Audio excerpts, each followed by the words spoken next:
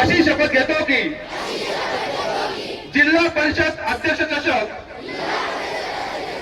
महोत्सवामध्ये आम्ही सर्व खेळाडू उत्साहाने सक्रिय भाग घेऊ, सर्व नियमांचे एकनिष्ठेने पालन करू, तसेच खेळाडू वृत्तीचे वर्तन करून आपल्या शाळेचा, आपल्या जिल्हा परिषदेचा सन्मान व जय पराजयाचा विचार न करता खेळाचा गौरव वाढत राहील असा प्रयत्न करू.